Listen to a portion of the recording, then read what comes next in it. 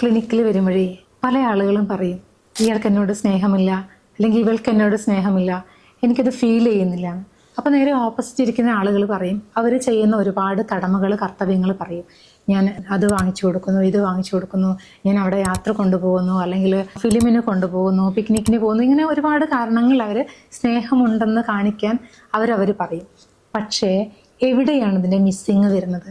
Actually സ്നേഹം എന്ന് പറഞ്ഞാൽ നമ്മൾ ഒരുപാട് സാധനങ്ങൾ വാങ്ങിച്ചു കൊടുക്കുന്നതിലോ യാത്ര പോകുമ്പോഴോ മാത്രമല്ല, നമ്മൾ അൺകണ്ടീഷനായിട്ട് ലവ് ചെയ്യുന്ന സമയത്ത്, നിരുപാധികമായി സ്നേഹിക്കുന്ന സമയത്ത് നമ്മുടെ ബ്രെയിനിൽ ഹാപ്പി ഹോർമോൺസായ ഓക്സിറ്റോക്സിൻ പോലുള്ള 4 തരം ഹോർമോൺസ് ഉണ്ട്. ലവ് ഹോർമോണായ ഓക്സിറ്റോക്സിൻ ക്രിയേറ്റ് ചെയ്യുകയും അതിലൂടെ മറ്റേ വ്യക്തിയോട് നമുക്ക് അമിതമായ ഒരു ഫിയർലെസ് ആയിട്ടുള്ള, നമ്മൾ സേഫാണ്, നമ്മൾ സെക്യൂർഡ് ആണെന്ന് തോന്നുന്ന ഒരു ഫീലിംഗ് ഓപ്പോസിറ്റുള്ള വ്യക്തിക്ക് ഉണ്ടാവുകയും ചെയ്യുമ്പോഴാണ് അവിടെ യഥാർത്ഥ സ്നേഹം ഉണ്ടാകുന്നത്.